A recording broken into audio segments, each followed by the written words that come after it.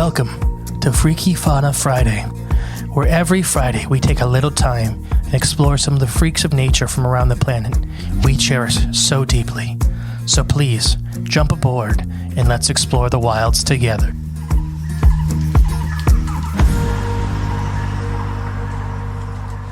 Well, would you look at that? Welcome back to Freaky Fauna Friday. It's Friday again. Bulk recording. No, it's Friday. It's Friday. Gotta get ready for Freaky Fauna Friday. New theme song? Boom, boom, boom. I'm the great and peaceful mystery. And I'm Jay. And I think my favorite thing about this show, with all 400 listeners, is just that a goal is I'm hoping that every once in a while, about once a month, you hear of an animal you never knew about. Yeah. This is one of my favorites. Ooh. And I say that a lot. All these are like my kids. It's just like... That's true. They're all your favorite. But Pygmy sperm whales. Ooh. And did you ever heard of a Pygmy sperm whale before? No. Just a couple seconds ago? I know what a sperm whale is. Okay, yeah. Which is? A big whale. It is a... It's what do you mean? Is a toothed mammal? whale. A toothed whale, okay. So we have baleen whales, toothed whales, and like porpoises are kind of our last three big groups of cetaceans. Okay. There were several other groups before, and some people still think some of the groups are out there, which they could very well be. I don't know, but that's the three groups. So growing up, you only ever hear the sperm whale being the toothed whale. Okay. There's the baleen's of the big whales. There's right. Baleen whales, toothed whales, and porpoises. Killer whales are porpoises. Right. Pilot whales are porpoises. The name's kind of a misnomer. So as a kid, I always thought that was weird. Like the biggest of the toothed whales, but they're the only toothed whale I ever talked about. Right. Yeah. No, there are other toothed whales. The one we're going to talk about today is the Pygmy sperm whale. Oh, okay. So is it just a smaller version? Not quite. They are very unique, not just being tiny. But yeah, they are related to sperm whales. Pygmy sperm whales, Koga barceps, is one of two extant species, which means still alive, of the Kogidae, the sperm whale superfamily. So there's only two sperm whales left. It's the regular sperm whale and these guys? Yeah. So at the end of the last ice age, we're talking a couple 100,000 years ago at the conventional time scale, there were tons and tons and tons more species of whales. And there was kind of this last knockout, drag out between them and their predators, including the big sperm whale, Leviacus, which was the sperm whale with a bad attitude that killed everybody. Okay. So Megalodon, which was a whale eater, was probably wiped out by Leviacus. Okay. Which was the sperm whale that took the niche. It became the new whale eater. Okay. And then they were most likely wiped out by killer whales, which killer whales, while being much, much smaller, are more pack-oriented animals and were able to hunt better and outmaneuver and even kill the young of Leviacus. Gotcha. So okay. Leviacus probably went out. We did an episode, I can't remember if it was Patreon or Freaky or the main show of Crypts of Corn, talking about hyphen sperm whales being seen, which there's a chance it could be the last couple of Leviacus still out there in the northern seas. So yeah, they are not often sighted at sea, and most of them are known that come from examination of dead specimens. Okay. So or stranded specimens. So we've just found the bodies. Anymore, yeah. They're really rare. Have we ever seen a live one? I'll talk about that. Okay. But that's a good question. Well, thank you. Yeah. The parents, Pygmy sperm whales, are not much larger than many dolphins. Oh, so they're that small. Yeah, on average, they can be anywhere from... They're about born at 3 foot long, which, keep in mind, a blue whale is born around 20 foot long. Right, yeah. So Pygmy sperm whales are born about 3 foot long. And they grow to be about 11 foot at maturity. Wow, okay. So they're a little smaller than a big bottlenose dolphin. Right, yeah. And speaking of bottlenose dolphins, they have some problems with those guys. Adults weigh about 880 pounds, which is a weird number in the ocean. Okay. There's tons and tons of cetaceans. Most of them are dolphin species, porpoises. But that 880 is like 880 to 1,000 pounds is like the ideal oceanic weight. Okay. Fish, cetaceans, seals want to be that weight. And we do a whole big episode on the normal show about that there's this like almost like a cookie cutter mold in the ocean that it's really hard to break out of. There's just there's a handful of species that get bigger than that. Yeah. And it takes special circumstances like baleen whales and normal sperm whales, are feeding on supersized prey items. Right. Or on super groups of food. I wonder if you think it's just atmospheric pressure though, or I think it's a little bit of food restrictions, temperature range, those kind of stuff. Because there's not a lot of smaller dolphins either. right? Because it's really hard to maintain body temperature in the ocean. Ah, okay. So, but you need to be bigger. You want a bigger core, less Right. surface area for the mass. There's just a lot of biological constraints that really like that number. okay. It just is funny for Just somebody ideal. that goes into and you kind of look and break it apart. It's like 880. The ocean wants you to weigh 880 pounds. Yeah. Some Americans are working on it. Reaching a Yeah. What, to live in the ocean? The ocean's calling them. Yeah, that's what they're planning for their future move. The underside is a creamy, occasionally pink color, while the backside is bluish gray. However, considerable intermixing occurs between the two colors. The shark-like head is large in comparison to the body. They have an oversized head, and it's like halfway between a sperm whale and a shark. Okay. They have a very unique looking face. Yeah, giving them an almost swollen appearance when viewed from the side, like they've been stung by bees. A whitish marking, often described as false gills, is seen beside each eye. They think maybe this is false camouflaging, mimicry. Okay. They may be mimicking a shark species or some fish species that they're hunting So because they have like a fake gill on okay. each side of their head. Huh. So we don't really know. We don't know a lot about them. You're going to hear that a lot. We don't know. Interesting. But they think that, I don't know if it's like, if they're hunting tuna, for example, and they can get closer to the tuna looking like a tuna. Right. Yeah. So, or if they want to look more like a shark, because their head kind of is that shark head shape. Yeah. So do they want to look more like a shark so other sharks avoid them? Because Oh. these guys aren't punching very hard. They are not, yeah. So where they've been seen, Europe, North America, South America, Asia, and Africa. Mostly the Atlantic, but they popped up other places too. Oh, okay. Some countries, Argentina, Bahamas, Boroboros, Cuba, Dominica, the Dominican Republic, Guadalupe, Jamaica, St. Kitts in Nevis. So down in like the Bahama area, like that's a lot of times where we see them. where the They have been found in the Pacific Ocean as well, just not as common. gotcha. Some islands that they're like, if you're one to go find one, if you really like, if this is your bucket list animal, you're one of your best chances is the Caribbean islands. Right. Yeah. Isn't that where that current what is it? The underwater? Yep. Yes. What's the name of it? The jet stream. Jet stream. There we go. I was blanking. I had to think of Crush from Finding Nemo. Finding Nemo. Yep. It helps. Current, yeah. Current, dude. It is. They're like highways. Right. Yeah. You can kind of feel it, like, well, not No, not to that I've degree. seen it take cruise ships. Really? Yeah. Oh, wow. No, it's a real thing. Yeah. It would be pretty intense, but pretty cool. Whales surf on it. Yeah. Like, you know what I mean? It's animals bigger than semi trucks Yeah. get yanked by it. Oh, I felt it when Culvert pulled me. Yeah. Probably similar to that, huh? Yeah. Yeah, to the extreme, yes. It literally felt like someone grabbed my ankles and yanked me through the water. So pygmy sperm whales are found throughout the tropics and temperate waters of the Atlantic, Pacific, and Indian Oceans. We don't really know a lot about them, so this is kind of a best guess of where we've seen them. Yeah. But they have occasionally been found among colder waters, such as off Russia. Ooh. We don't know how migratory we are. Yeah. We don't know if they follow food sources. We Right. don't know a lot, you Right.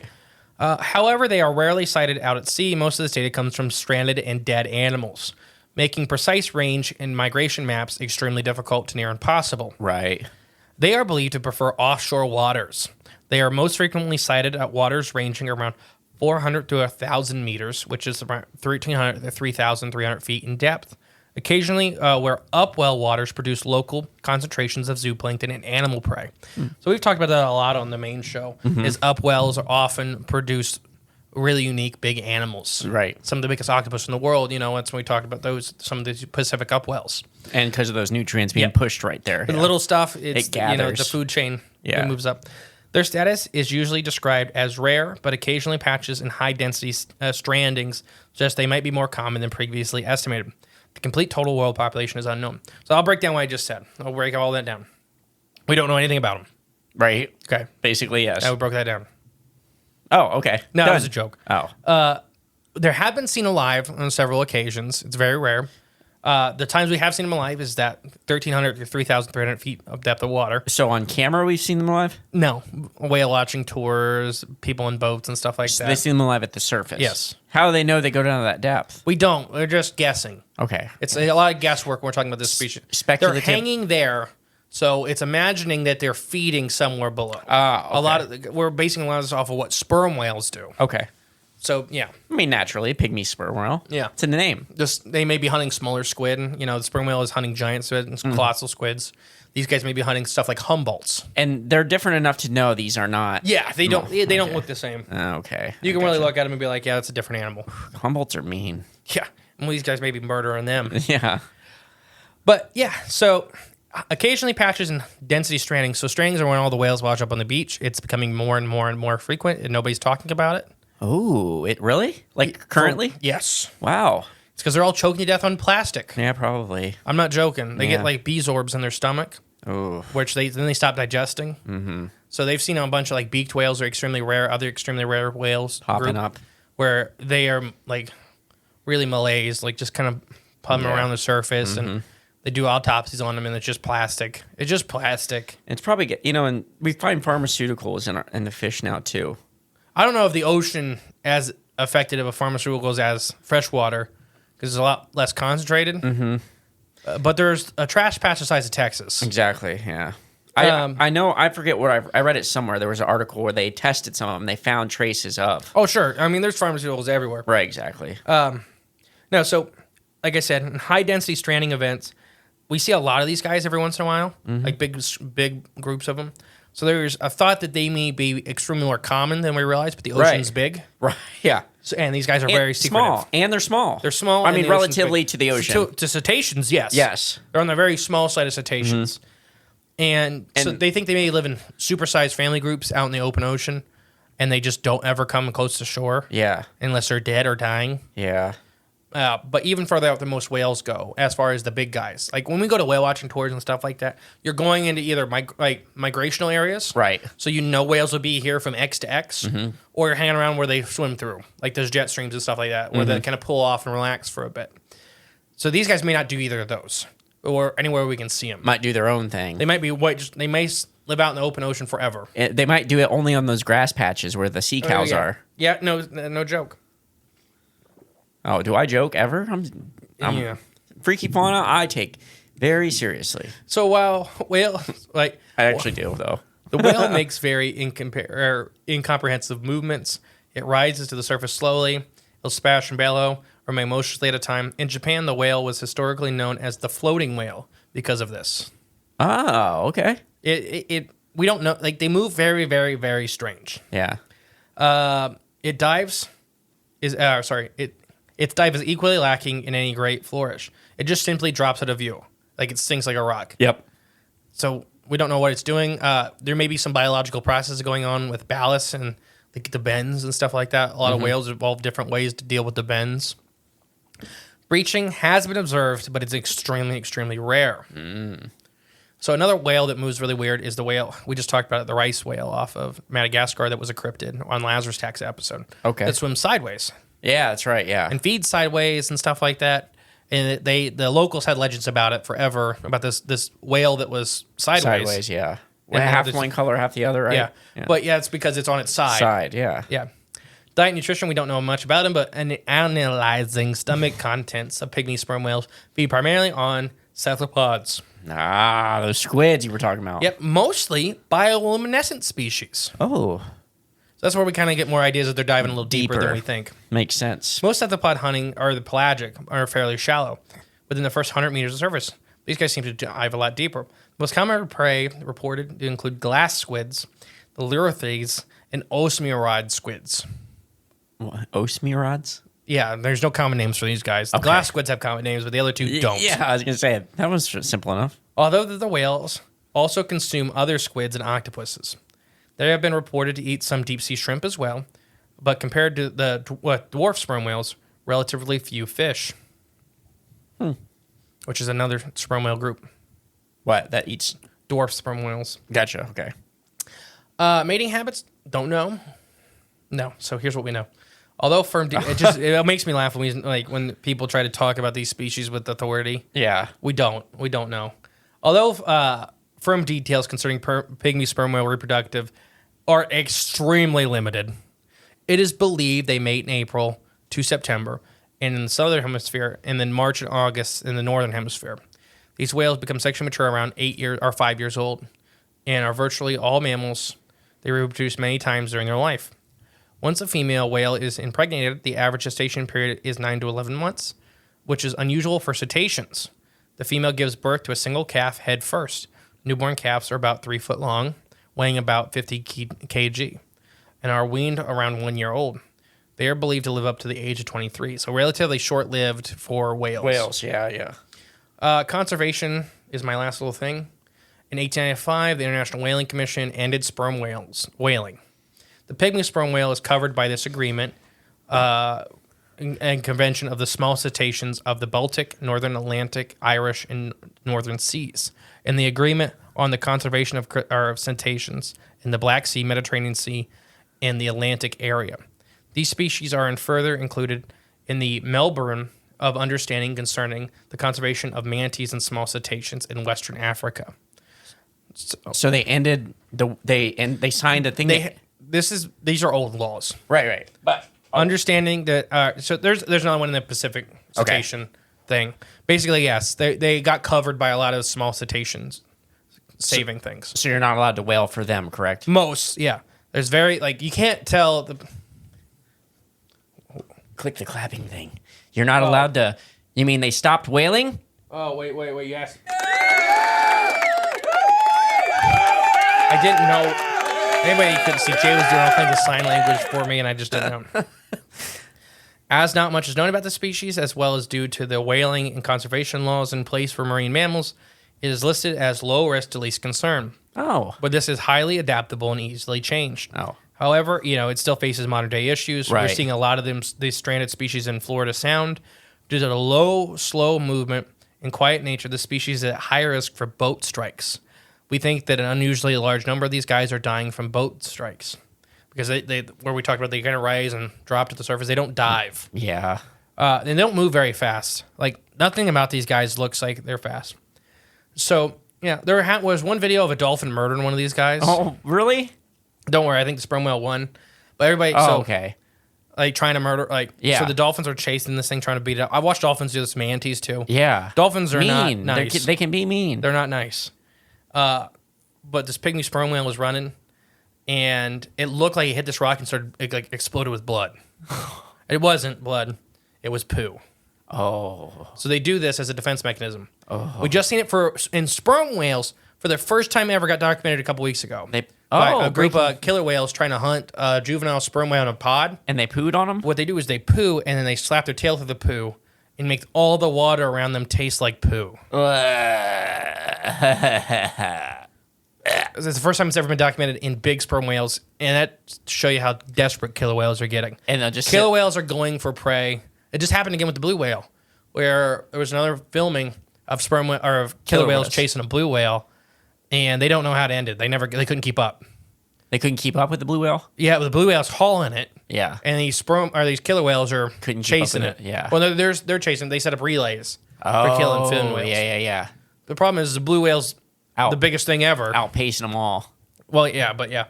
So they don't know how that ended. But there you go. The pygmy sperm whale. Wow. Any questions about it? No, that was a good one.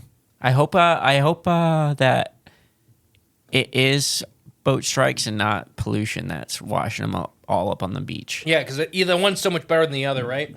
I guess. No, that was a joke. I know, but I'd rather it be a boat strike. Did you see a fin whale just got pulled into the Boston Harbor on the front of a cargo ship? Whales get hit by the boats all the time. Oh, man. And people pretend like they don't. Poor guys. It's like golden eagles. A fin whale, a 75-foot-long animal, is hanging off the front of this boat, and this boat's like... And they didn't know? Yeah. Until they got there? A lot of these captains, they break rules and hit these whales. Not on purpose, but they hit the whales as part of negligence. that they choose to do on purpose. Yeah. They're supposed to stay out of areas, you know, Yeah. and not take shortcuts. Right. Normally, what apparently these captains do is they stop out there and let the friggin' whale fall off the front of the boat first, And then then keep going. Oh, They didn't know it was stuck to the front, so they came into the harbor dragging this giant carcass that they Yeah. struck. And they're like, no, it must have already been dead out Yeah. at sea. Yeah. It's still like breathing. No, it was like about in half. No, I'm just it's No, dead. protect the whales. Yeah, protect. They've the whales. literally done nothing bad to anybody. Nope. Not killer whales or dolphins. They Protect killer the whales protect the toothed whales and the baleen. Protect and the whales. baleen. Okay, I've been the great and peaceful Mr. Ring. And I've been Jay. I'll catch you next week, guys. Bye. Thank you for listening to Freaky Fauna Friday. If you want to help the podcast grow, remember to share and give it a 5-star review.